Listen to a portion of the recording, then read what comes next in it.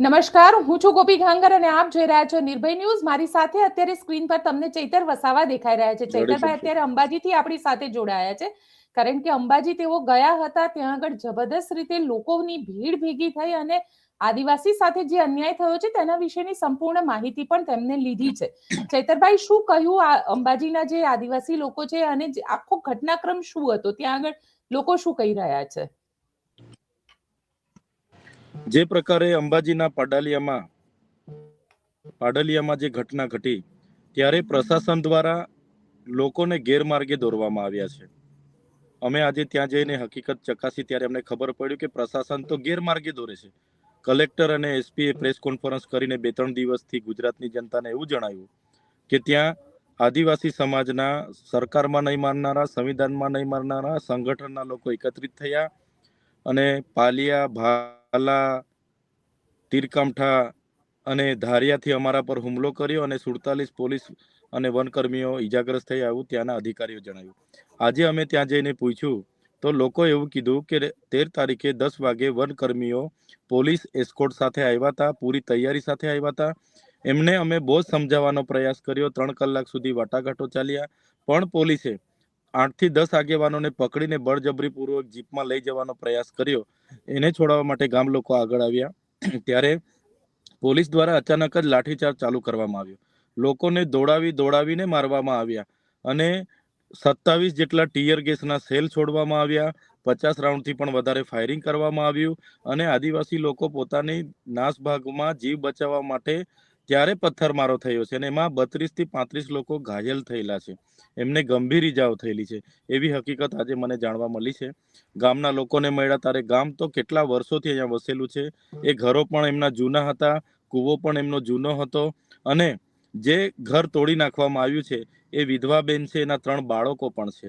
ત્યારે વન અધિકાર અધિનિયમ અંતર્ગત એક બાજુ સરકાર દ્વારા સનતો આપવામાં આવી છે, ખેડૂતોની જમીન આપવામાં આવે છે અને આ જગ્યા માટે જે પ્રકારે હિંસા ભડકાવવાનું કામ પોલીસના ઉચ્ચ અધિકારીઓ દ્વારા કરવામાં આવ્યું છે, ત્યારે અમને લાગે છે કે આમની પાછળ બહુ મોટું ષડયંત્ર હશે. આ ડિસેમ્બરમાં કોઈ વૃક્ષારોપણ કરવા નથી જતું. આની પાછળ, આ જમીન ખાલી કરાવવા પાછળ કોઈ ઉદ્યોગપતિઓનો કે કોઈ નેતાઓનો મોટો હાથ હશે એવું અમને લાગે છે. પણ ચૈતરભાઈ, જે રીતે આખો ઘટનાક્રમ સામે આવ્યો અને એમાં પણ પોલીસને જે રીતે મારવામાં આવી છે, એને લઈને આપનું શું કહેવું છે? કારણ કે આ આખી ઘટના પછી ત્યાં આગળ હજી સુધી વન અને પર્યાવરણ મંત્રી પણ ગઈકાલે અર્જુન મોઢવાડિયાનું એવું નિવેદન આવ્યું અને એમને કીધું કે એ સરકારી જમીન છે અને સરકારી જમીનનો કબજો લેવા ગયા હતા. ત્યાં જંગલની જમીન છે, જંગલની જમીન છે ને લોકો વર્ષોથી ત્યાં ખેતી કરે છે. મકાઈના પાકના આજે પણ ખૂટા ત્યાં ઊભા છે અને વન અધિકાર અધિનિયમ 2006 અંતર્ગત એવું કહેવામાં આવે છે કે જે લોકો 2006 પહેલા જમીનો ખેડતા હતા, સેટેલાઇટ ઇમેજરી દ્વારા એમને આપી દેવાના. ઘણા લોકોને સનતો મળી છે, પાકા ઘરો પણ ત્યાં છે, પાકા ઘરો પણ છે, કુવા છે, બોર છે, બધું જ છે. તો આજે જ કેમ સરકારને ખબર પડી કે આ સરકારી જમીન અમે ખુલ્લી કરાવવા જઈએ? એમને કઈ રીતના સપના આવી ગયું કે અમે આજે ખુલ્લી કરાવવા જઈએ? પણ વર્ષ પહેલા ત્યાં સર્વેના કોઈ 12થી લોકો આવ્યા હતા, સર્વે કરીને ગયા છે, નીચેના આખા સેમ્પલ લઈને ગયા છે અને એની પેટાળમાં ખનિજનો ભંડાર છે. એ ખનિજના ભંડારો ઉદ્યોગપતિઓને આપવા માટે એ ગામોમાં આ પ્રકારની પ્રવૃત્તિ ચલાવવામાં આવે છે, એવી સ્થાનિક લોકો દ્વારા અમને જાણવામાં મળ્યું છે. બીજું કે આ વિસ્તાર એક સેન્ચ્યુરી એરિયામાં આવે છે, જ્યાં વાઇલ્ડ લાઈફ એક્ટ પણ લાગે છે. તમે વન વિભાગમાં કોઈ પણ જાતની પોલીસ આ પ્રકારના વાહનો સાથે ઘૂસીને ટીયર ગેસના સેલ છોડી શકતી નથી. પોલીસ આ રીતનું 50 રાઉન્ડ ફાયરિંગ કરી શકતી નથી. એની પરવાનગી લેવી પડે. વાઇલ્ડ લાઈફ એક્ટનો એમણે ઉલ્લંઘન કર્યો છે, સેન્ચ્યુરીના નિયમોનું ઉલ્લંઘન કર્યો છે અને વન અધિકાર અધિનિયમના નિયમોનું ઉલ્લંઘન કર્યો છે. પહેલી ફરિયાદ તો પોલીસ પર થવી જોઈએ, જેમણે આ અભયારણ્ય વિસ્તારમાં જઈને ફાયરિંગ કર્યું છે. એની વાત કેમ વન મંત્રી કરતા નથી? એમના રાજ્ય કક્ષાના વન મંત્રીએ તો કીધું કે કોઈને છોડવામાં નહીં આવે. અમે કહીએ છીએ લગાડો હાથ, આદિવાસીઓને ખબર પાડી દઈશું અમે કોણ છે. તે દિવસે તો આદિવાસીઓ છે ને તીરકામઠ, પાલિયન, ભાલા લઈને નથી આવ્યા. હવે કઈ થશે ને તો અમે રીતસરના ઉતરવાના છે અને અમને જરૂર પડશે તો અમે છે ને ગાંધીનગરનો રસ્તો બી પકડીશું. એમાં કઈ વાર નહીં લાગે અમને. એટલે એ વન મંત્રીઓને પણ કહીએ છે, અમને છંછેડશો નહીં. અમે પ્રકૃતિ સાથે રહેનારા, જંગલ, જળ, જમીન સાથે રહેનારા આ જંગલો અમે સાચવેલા છે. તમારા કોઈ નેતા કે તમારા જંગલ ખાતાએ આ જંગલો નથી સાચવ્યા, આદિવાસીઓ સાચવેલા છે. એટલે આ પ્રકારની વિકાસના નામે અમારા લોકોની જમીનો છીનવવાની વાત કરતા હોય ને, તો એક ઇંચ જમીન અમે આપવાના નથી. પણ ચૈતરભાઈ ત્યાં આગળ, કારણ કે પ્રવીણ માળી જે વન અને પર્યાવરણના મંત્રી છે રાજ્ય કક્ષાના, તે પોતે તો બનાસકાંઠાથી જ આવે છે અને એને લઈને પણ ઘણું બધું ત્યાં આગળ લોકો કહી રહ્યા છે. તમારી એ વિષય ઉપર વાતચીત થઈ? બનાસકાંઠાના છે તો એ મંત્રીને તમે કહો કે પાડલિયા ગામમાં જાય અને જે વિધવા બહેનનું ઘર તોડી નાખ્યું છે એની વેદના સાંભળે. જે ગામના લોકોના કુવાઓ પૂરી દેવામાં આવ્યા છે અને ઘરો તોડીને જે જમીનો છીનવાઈ રહેલી છે એમની વેદના સાંભળે. એસપી અને કલેક્ટર પણ એસી ચેમ્બરોમાં બેસીને પ્રેસ મીડિયાને વાર્તાલાપ કરે છે અને ખોટા ખોટા નિવેદનો કરીને ગુજરાતની જનતાને ગુમરાહ કરે છે.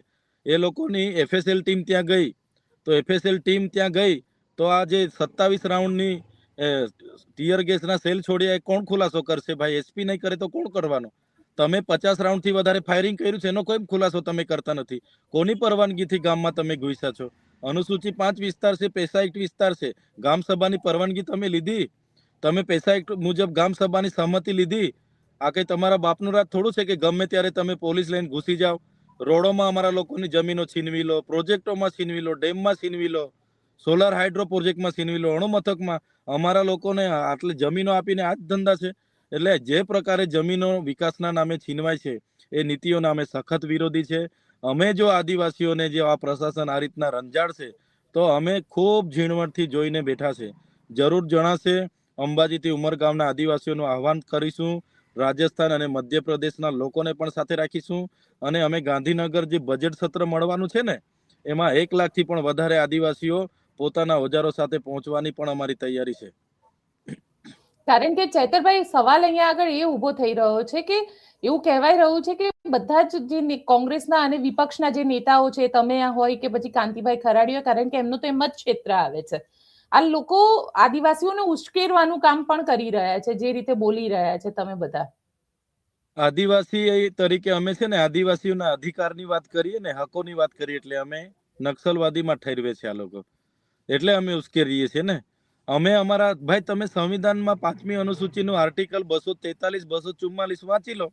એમાં લખેલું છે, પૈસા એક્ટ 1996 લખી લો. એમાં તો લખેલું છે 9 લોકસભા, 9 વિધાનસભા, સબસે બડી ગ્રામ સભા. તો તેનો અમલ કરો ને. વન અધિકાર અધિનિયમ 2006 વાંચી લો. તો એ જે કાયદાઓ અમે નથી બનાવ્યા, અમે નથી કહેતા, સુપ્રીમ કોર્ટ કહે છે, આપણું બંધારણ કહે છે, આપણી હાઈકોર્ટો કહે છે. તો એક એનો અમલ તમે કરો ને. એનું ઉલ્લંઘન તમે કરો છો. દેશદ્રોહી તો તમે છો. તમારા પર કોર્ટ કન્ડેમ થવું જોઈએ. તમે અમને કાં ઉશ્કેરવાની વાત કરો છો? અમે અધિકારોની વાત કરીએ એટલે અમને તમે નક્સલી બનાવવાની વાત કરો છો. અમારી સાથે લાઠીચાર્જ કરીને તમે શરૂઆતના 3 દિવસ તમે મીડિયામાં જોજો, જંગલી જેવા શબ્દ વાપરવામાં આવ્યા છે. અહીંયા ભલભલી મીડિયાએ બધું બતાવ્યું છે. ભાઈ, તમે સત્ય હકીકત જાણો પછી તમે વાત મૂકો. કલેક્ટરે મુલાકાત લીધી, મંત્રીએ મુલાકાત લીધી, એસપીએ મુલાકાત લીધી. ગામની મુલાકાત લો ને. ગામ નથી તમારા વિસ્તારમાં આવતું, એ પણ તમારી ફરજ છે. ગામમાં જા, 32 લોકો ઘાયલ છે, એમને મળો, એમની સારવાર કરાવો. એમની પણ ફરિયાદ આપવાની છે, ફરિયાદ લો, એમના પર બી એફઆઈઆર કરો. કેમ કરતા નથી? પણ એ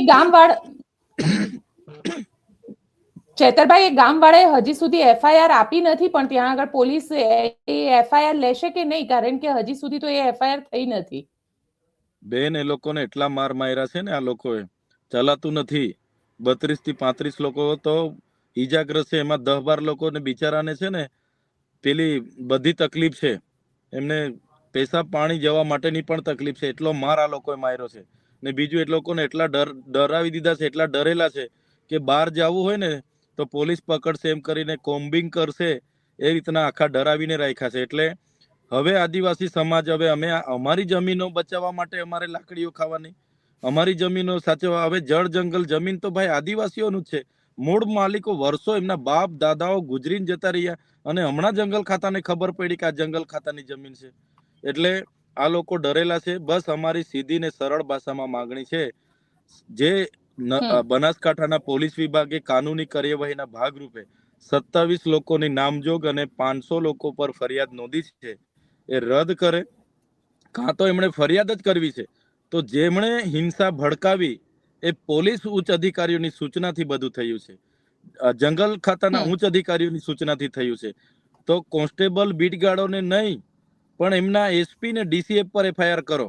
એમના કહેવાથી અહીંયા ફાયરિંગ થયું છે, એમના કહેવાથી અહીંયા ટીયર ગેસના સેલ છૂટ્યા છે અને લાઠીચાર્જ થયું છે. તો એમના પર બી ફરિયાદ થવી જોઈએ ને. એમના પર કેમ ફરિયાદ થતી નથી? વન મંત્રીએ તો એમના પર બી કાર્યવાહી કરવી જોઈએ, ખુલાસો કરવો જોઈએ. એટલે હવે ઉદ્યોગપતિઓ પર કંઈ બીજું બચ્યું નથી. આદિવાસીઓની જંગલોની જમીનો જે બચી છે એ જંગલોની જમીનો પર એમની નજરો છે, ખનિજો પર નજરો છે.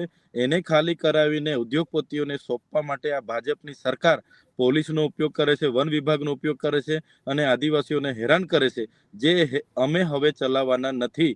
અમે સંવિધાન અને સંવાદમાં આટલી બધી વાતો કરીએ છીએ તો અમને ગમતું નથી. એટલે હવે અમારે આરપારની લડાઈમાં ઉતરવું પડશે તો અમે સરકાર સામે ઉતરવા તૈયાર છે, પણ એક ઇંચ જમીન અમે આપવા તૈયાર નથી. આવો જ એક પ્રશ્ન છોટાઉદેપુરમાં પણ અત્યારે સામે આવ્યો છે અને છોટાઉદેપુરની અંદર પણ સરકારી જમીન એટલે જે ત્યાં આગળ આદિવાસી જે લોકો રહી રહ્યા છે, તુરખેડા ને એ બાજુનો જે વિસ્તાર છે, ત્યાં પણ કંઈક સરકારી એન્ક્રોચમેન્ટની હવે વાત આવી રહી છે કે સરકારી જમીન પાછી લેશે. કોઈ સરકારી જમીન નથી. પૂરેપૂરી જમીન એ આદિવાસીઓની છે ને ઘણી ખરી જમીન જંગલ ખાતાની છે. તો તમે જોયું હશે વાલિયામાં 18 ગામોને વિસ્થાપિત કરીને ત્યાં કોલસો કાઢવા માટે હવે સંપાદન ચાલે છે. એ જ પ્રકારે ઝઘડિયામાં ડમલાઈ ખાતે આંબા ડુંગરમાં યુરેનિયમ જે નીકળે છે એના માટે કેટલાય ગામો વિસ્થાપિત કરે છે. હાઇડ્રો પ્રોજેક્ટના નામે નસવાડી અને કવાંટના 28 ગામો, અને અહીંયા એ પણ ખૂબ મોટો પ્રોજેક્ટ આવે છે ઉમરપાડામાં અભયારણ્યના નામે. તો બેન, અમે પ્રોજેક્ટોમાં કેટલી જમીનો આપીશું? અમારે બી જીવાનું છે, આદિવાસીઓને બચાવવાનું છે. તો જે પ્રકારે આદિવાસીઓ પર વિકાસના નામે જમીનો છીનવાય છે એની સામેનો અમારો વિરોધ છે. ચેતરભાઈ, એક સવાલ એ પણ છે, કારણ કે નીતિન પટેલ હમણાં જ્યારે બોલી રહ્યા હતા ધર્મ પરિવર્તન ઉપર બોલી રહ્યા હતા કે મેક્સિમમ આદિવાસીઓને જે છે એ ક્રિશ્ચિયન બનાવવામાં આવે છે, અને એમનું આ આખા જે અંબાજી વાળા મુદ્દે પણ એમનું એવું કહેવું હતું કે આદિવાસી સમાજને પ્રેમથી સમજાવવો જોઈએ. બળ પ્રયોગ કરવા કરતા જો વહીવટી તંત્ર અપીલ કરશે અને સંવેદનશીલ વિસ્તારોમાં જો શાંતિ રાખવામાં આવશે તો સંવાદથી સમાધાન થઈ શકે છે. આપ શું માનો છો? આદિવાસી સમાજ એ પ્રકૃતિ પૂજક છે, જળ જંગલ જમીન અને પ્રકૃતિ સાથે રહેનારો સમાજ છે, શાંતિપ્રિય સમાજ છે, બોડો સમાજ છે. એણે અત્યાર સુધી ખૂબ શોષણ અને અન્યાય વેઠ્યો છે, ખૂબ સહન કર્યું છે, પણ હવે ધીરે ધીરે જાગૃતતા આવી છે. ચેતરભાઈ, નીતિન પટેલે એક નિવેદન આપ્યું અને નીતિન પટેલે એવું કીધું કે આદિવાસી લોકોને પ્રેમથી સમજાવવા જોઈએ. જો પ્રેમથી સમજાવો તો એ લોકોના દિલ જીતી શકાશે. બાકી ઘર્ષણ કરવાથી કે એ લોકો સાથે દાદાગીરી કરવાથી કશું જ નહીં થાય. સાચી વાત છે. આદિવાસી સમાજ એ પ્રકૃતિ સાથે રહેનારો શાંતિપ્રિય સમાજ છે, સંવિધાનમાં અને સંવાદમાં માનનારો સમાજ છે. પણ આદિવાસીઓને આ રીતના સંછેડવામાં આવે કે આદિવાસીનું શોષણ થાય કે અત્યાચાર થાય, ત્યારે આદિવાસી સમાજ સ્વાભિમાની પણ છે, લડી લેવાના મૂડમાં પણ હોય છે. એટલે સાચી વાત છે, અમે સંવિધાન અને સંવાદમાં માનીએ છીએ, તો સરકારો પણ એ દિશામાં કામ કરે, અમને છંછેડવાના પ્રયાસ ના કરે. નહીં તો અમે જે દિવસે આદિવાસી સમાજ છંછેડ થાય તે દિવસે ગાંધીનગર અમારાથી દૂર નથી, અમે બધા ગાંધીનગરનો રસ્તો પકડીશું. તો નેપાળ વાળી ક્યાંથી આવે છે ચૈતરભાઈ? કારણ કે તમે લોકો દર વખતે એવું બોલો છો, બધા જ જેટલા પણ વિપક્ષીય નેતાઓ છે એ લોકો કઈ બી થાય એટલે કહી દો છો કે નેપાળ વાળી કરી નાખીશું. તો અમારો હક છીનવાઈ જાય, અમારી બહેનો જ્યારે અમારા બહેનોના ઘરો તૂટી જાય, જમીન છીનવાઈ જાય અને વિકાસના નામે અમારું મીંડું હોય તો અમારે શું કરવાનું પછી? અમારે પછી સરકારને અમારે પરચો બતાવવો પડે કે ભાઈ અમે 15% લોકો ગુજરાતમાં છે તો 15% અમારી હિસ્સેદારી હોવી જોઈએ. તે તમે નથી આપતા તો અમારે પછી નથી મળતી તો છીનવવી બી પડે. પણ છીનવવાથી થોડી ના થઈ શકશે કશું જ. પણ આજે તમે જોઈ લો ને, કોણ અમારા આ આદેશો કરવા વાળા કોણ છે? આદેશો કરવા વાળા આદિવાસી કોઈ ઉપર છે? નિર્ણયો લેવા વાળા આદિવાસી છે? ન્યાય પ્રણાલિકામાં આદિવાસી છે? બ્યુરોક્રેટમાં આદિવાસી છે? તમે જોઈ લો, એનો તો અમે શિકાર બન્યા છે. આજે અમારી જેટલી આબાદી એટલી હિસ્સેદારી નથી, બીજા લોકો અમારા પર રાજ કરે છે. એટલે તો અમે સ્વતંત્ર અમારા શાસનની માંગ કરીએ છીએ. પણ ચૈતરભાઈ, કારણ કે જે રીતે આખો ઘટનાક્રમ ઘટ્યો છે, કારણ કે ડાંગની ઘટનાને પણ આવી જ રીતે જોવામાં આવી રહી છે. ડાંગમાં પણ આ પહેલા થોડા વર્ષો પહેલા આ જ પ્રકારે થયું હતું. ઘણા બધા વિસ્તારની અંદર આવી રીતનું થાય છે કે જ્યાં આગળ સરકારી તંત્ર જાય અને ક્યાંક ને ક્યાંક ઘર્ષણ થાય છે. તો આ બધા મુદ્દાઓનું કોઈક સોલ્યુશન આવશે ખરું આ બધામાં? પ્રશાસન એમના નીતિ નિયમ મુજબ કામ કરે, સંવિધાન મુજબ કામ કરે તો આવું બધું કંઈ થાય નહીં.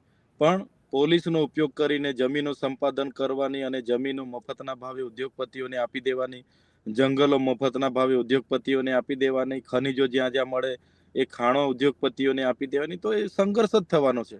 આદિવાસી કેટલા સુધી શોષણનો ભોગ બનવાનો છે. તો એ પછી હવે આદિવાસી પણ હવે ઈચ્છે છે કે દેશના વિકાસમાં તો આટલું બધું યોગદાન આપ્યું ને અમારા અધિકારો માટે હવે અમારે લડેંગે જીતેંગે તો કેટલા સુધી કરવાનું. એટલે આ સંઘર્ષો થાય છે.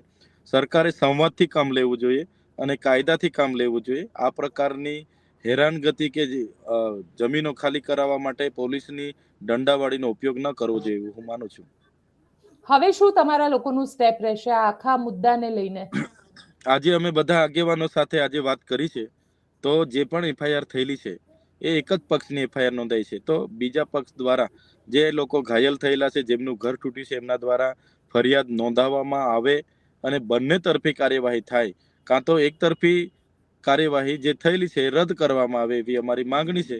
હવે પછી સરકાર, એનું પ્રશાસન કે વન વિભાગ ત્યાંના લોકોને ખોટી રીતે હેરાન નહીં કરે એવી અમારી માંગણી છે. જો હેરાન કરશે તો આવનારા દિવસોમાં ફરી અમારે ત્યાં આવવું પડશે અને જરૂર જણાશે તો અમારે ગાંધીનગર સુધી પહોંચવું પડશે એવું આજે અમે બધાએ ચર્ચા કરી છે. અને બધા જ આદિવાસી નેતાઓ ભેગા થશો? કારણ કે ગઈકાલે કાંતિ ખરાડી બી એવું કહી રહ્યા હતા કે અમે બધા જ આદિવાસી નેતાઓ ભેગા થઈશું આ આખા મુદ્દે. બધા જ ગુજરાતના પણ બધા નેતાઓને આહવાન કરીશું. સાથે રાજસ્થાન અને મધ્યપ્રદેશના પણ આદિવાસી નેતાઓ આવશે. તમને લાગે છે કે આ આખા મામલે ક્યાંક વાતચીતથી પણ મામલો સુલઝી શકશે અને સરકાર આ મામલાને ક્યાંક આને સોલ્વ કરી શકશે? થઈ શકે છે. વાતચીતથી પણ હું માનું છું કોઈ પણ હિંસાથી સમસ્યાનું સમાધાન નથી. એનું સંવાદથી સમાધાન થાય છે. તો સંવાદથી એનું નિરાકરણ આવી શકશે. બિલકુલ ચૈતરભાઈ, આપ અમારી સાથે જોડાયા તેના માટે આપનો ખૂબ ખૂબ આભાર. જી ધન્યવાદ. ચૈતરભાઈનું સ્પષ્ટ કહેવું છે કે સંવાદથી જો આનું નિરાકરણ આવી શકે તો એનું લાવવું જોઈએ અને આશા રાખીએ કે સંવાદથી આનું નિરાકરણ આવી જાય. આપ શું માનો છો મને કોમેન્ટ બોક્સમાં ચોક્કસથી લખીને જણાવજો અને અમારી ચેનલ નિર્ભય ન્યૂઝને લાઇક, શેર અને સબસ્ક્રાઇબ કરવાનું ભૂલશો નહીં. આભાર.